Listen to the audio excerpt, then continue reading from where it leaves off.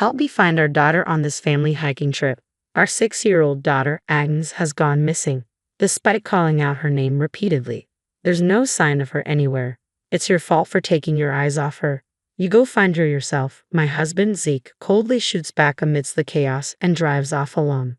Wait, don't leave, I shout, chasing after the car. But my voice doesn't reach him. Left alone in the woods, I'm filled with dread about what will happen if I can't find Agnes. My name is Marley, and I'm 35. Agnes, who just turned 6, is a very kind and adorable daughter. Zeke, who usually dislikes family outings, had suddenly suggested going hiking the day before. Zeke, the same age as me, is domineering and doesn't listen to others, a trait that's always bothered me. I wasn't thrilled about the hike since my asthma had been acting up for the last 3 days. Clean air will cure your annoying asthma, Zeke decided without hearing our opinions. When did he start speaking to me so harshly? He was a kind person when we first got married. Is this how a couple end up after 8 years of marriage? On the day of the hike, we drove for about 2 hours to get to the mountain. Upon arrival, Agnes jumps for joy. Wow, look Mom, I found these for you. She hands me acorns and pine cones she's collected. See, told you it would be good. Let's enjoy nature to the fullest. Yes, I'm glad Agnes is enjoying it. Although Zeke usually sleeps all day during his days off, today he's oddly excited, which feels a bit off. But I was happy that we could finally spend a normal family day. Let's go further in, the view is supposed to be amazing. After about 30 minutes of walking, I'm exhausted. Please, can we slow down a bit? If you don't keep up, we're leaving you behind. Come on, Mom, hurry up, they say as they get further and further away. I'm running low on stamina, and my throat starts making alarming noises as a cough sets in. Asthma here would be disastrous. Agnes is with Zeke, so she'll be fine. I should go at my own pace. Another 30 minutes later. I spot Zeke, but there's no sign of Agnes. Where's Agnes? She was with you, right? I ask urgently. Yeah, she was, but she wanted to explore further and ran off? Zeke replies casually. You let her go alone? I exclaim, my worry rising. She's too energetic for me to keep up with. If you're worried, go find her, Zeke retorts, pointing in the direction she went. The path he indicates is full of dense trees, and the trail isn't clear. I must find her quickly. This is dangerous. Agnes, where are you? Answer me, I desperately call out, but there's no response. About 20 minutes later, I return to where Zeke was, only to find him chatting with a young woman in her 20s. Where's Agnes? I ask anxiously. This lady just told me she saw a young girl walking towards the parking lot. I guess I'll go too, Zeke says, nonchalantly. No, you should keep looking in the woods, I urge him. Ignoring my plea, Zeke heads down the mountain with the woman, making their way to the parking lot. I search again in the direction Agnes went. It's eerily quiet, and I don't sense anyone around. Come to think of it, I've hardly seen anyone since we got here, except for that woman. What if I can't find her? Agnes, please answer me, I call out repeatedly, but my voice seems to get swallowed by the woods. Zeke isn't answering his phone, and I notice my cell has no service. Not knowing what else to do, I head back to the parking lot and find Zeke chatting with the woman. They're both smiling, so I assume Agnes must have been found. Where's Agnes? I inquire eagerly. Nope, she wasn't here, Zeke responds casually. What? Why are you so relaxed then? I can't help but express my frustration. Despite Agnes still being missing, Zeke was happily chatting with the young woman. I don't get why you're mad. Aren't you worried about Agnes? Let's look again together, I plead with Zeke. Enough. This is your fault for losing her. Go find her yourself. I'm going home, Zeke retorts, hopping into his car and driving off before I can protest. Wait, you can't be serious. I shout, but it's too late. He's already out of sight, and even when I call Zeke, he doesn't answer. He actually left us here. Before I know it, the young woman is also gone, and not a single car is left. What should I do now? The sun is setting, and it'll be dark soon. Thinking of how scared Agnes might be, I go back into the woods. But even after searching for over an hour, I hear nothing. The wheezing coming from the back of my throat is also getting stronger. I'm finding it hard to breathe. It's pointless looking alone. Finally, it hits me that I should call the police, but I can't get a signal. After a desperate search for a signal, I finally reach the police, only to learn that Agnes was safely found by a passerby. I hail a taxi to go get her. As soon as Agnes sees me, she runs to me, crying, Mom, thank God you're okay. Are you hurt? No, Mom. I was scared. Agnes says, comforting me. I'm so sorry, Agnes, I reply, feeling a wave of relief wash over me. But maybe it's the relief or maybe the stress, but I can't stop coughing. Agnes gently rubs my back. Mom, are you okay? Don't worry, we'll go to the hospital right away. I thank the police officer and we head to a nearby hospital for my asthma treatment. Luckily, it's not severe and I start feeling better after using the inhaler. But then, Agnes drops a bombshell. Mom, one of Dad's friends told me about a place full of beautiful flowers. I was with her, and the next thing I knew, I was alone. Wait, you didn't go exploring in the woods? I asked, alarmed. No, I wouldn't do that. Do you remember what this woman with Dad looked like? Agnes pulled out her toy camera and showed me a picture she'd taken. It was of a young woman Zeke had been with earlier, and they were snuggled up, clearly more than just friends. Could he be cheating? The shock made me feel dizzy and I crouched down right there. Mom, are you okay? Agnes asked, still worried. I'm fine, I said, still coughing. Seeing Agnes's worried face, I realized I couldn't give in now. He won't get away with this. I'm going to dig deep to keep Zeke from knowing my whereabouts, I resolved. I turned off my phone's location and decided to stay at my brother's nearby apartment. From that day on, my brother, Tin, who had recently moved in, would be my refuge.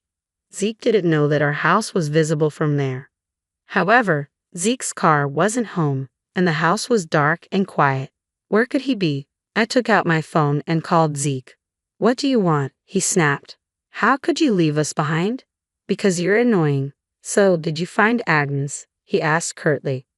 Yes, she's safe, and my asthma's gotten bad, so I'm going to be hospitalized for about a week. Agnes will stay at my parents' house. Really? You sound almost happy about it. I'm glad Agnes is safe. Take care, he said, his tone insincere. My mistrust for Zeke, who was not only unapologetic but also blatantly lying, only deepened. He didn't even ask which hospital I was in. He's probably with her right now, planning something awful. I was burning with rage, but I had to wait until I saw the truth for myself. Finally, Zeke came home late at night and left for work at his usual time the next morning. In the meantime, I purchased a small security camera and installed it indoors. I could view its footage, including audio, directly on my phone. Now, I had Zeke under surveillance. That night, the woman I saw in the mountains walked into our house, and they started having dinner while drinking wine in the living room. Seeing them get touchy-feely made me nauseous.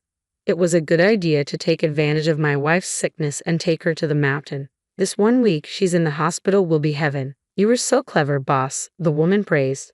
Right now, we can relax without anyone disturbing us. It's not comfortable being together at work, but you always say the thrill makes it better, Zeke replied. True to his words, it seems his affair partner is a subordinate at his workplace.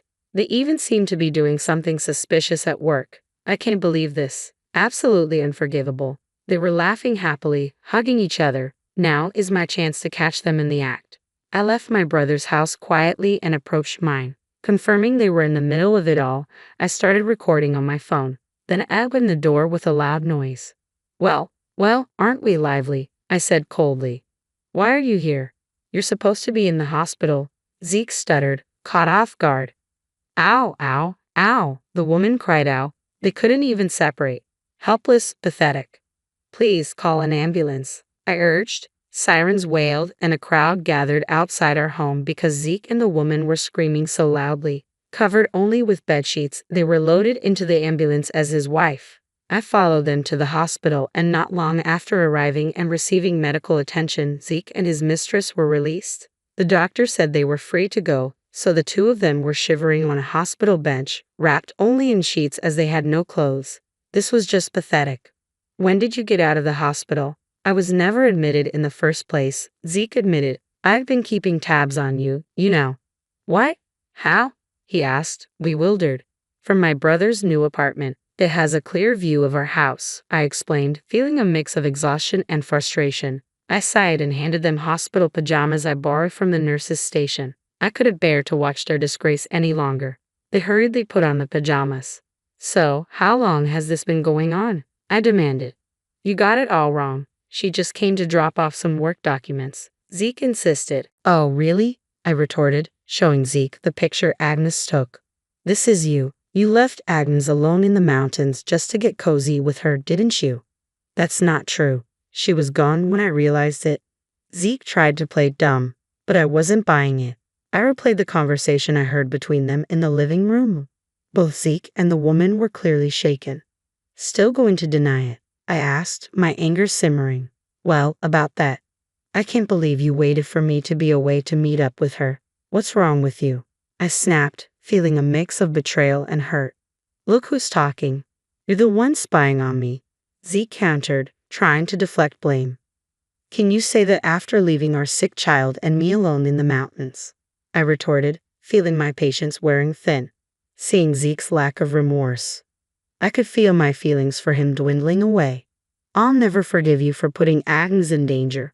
Let's get a divorce. Divorce? Why? Zeke asked, taken aback. How can you even ask that? If you're so well matched with her, then just go be with her, I retorted, glaring at the woman sitting next to me. She glared back, attempting to intertwine her arm with Zeke's. However, Zeke shook off her arm and grabbed my hand. I was just messing around with her. I never intended to ruin our family, and to be honest, it was painful and awful. So I'm breaking up with her, Zeke explained. The woman's face contorted like a demon's. She slapped Zeke across the face. Are you kidding me? What are you saying? Enough. I'm tired of women who are only younger. That's cruel. You said you'd marry me after you divorce, the woman accused, her voice rising in anger. Watching their quarrel unfold, I was beyond disgusted. Both a woman who knew he was married and Zeke, who would surely repeat this behavior, were to blame. Cut it out. This is a hospital. Keep it down, I scolded. Finally, both quieted down at my scolding. It seemed like they both needed a heavy dose of self-reflection. You better prepare yourself. I'm reporting you to the police for abandoning me and our young daughter in the mountains. When I was sick, what is that, a crime? Zeke exclaimed defensively. Of course it is, yikes. Please give me a break. Just forget the police, I interjected, feeling exasperated. Both suddenly backtracked, looking up at me apologetically. Although they were saying sorry, their hearts weren't in it. I bet that's not all I want.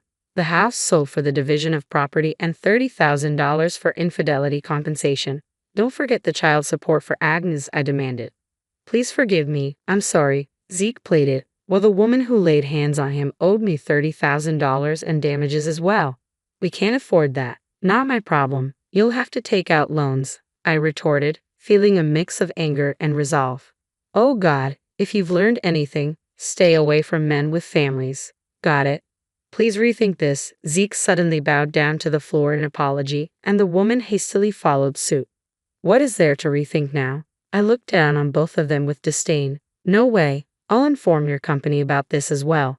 Goodbye. This is the worst. I left Zeke and his affair partner yelling and immediately went to the police to file a report. Soon after, they were both arrested for abandonment charges related to me and my daughter Agnes. According to my lawyer, it's going to be a pretty serious offense for them. Zeke and his mistress lost their jobs as a result. I finalized the divorce and made them pay the affair settlement and child support in one lump sum. With the money from selling our house, I was even able to get a settlement from the mistress paid from her severance package. As I was considering moving out of the apartment, Tan, who had been so helpful, said, I worry about you and Agnes living on your own. Why don't you stay here with me? Taking him up on his kind offer, now happily spending each day with my loving daughter and beloved brother. Perhaps because my stress has gone down, my asthma attacks have also stopped, and I'm feeling great now.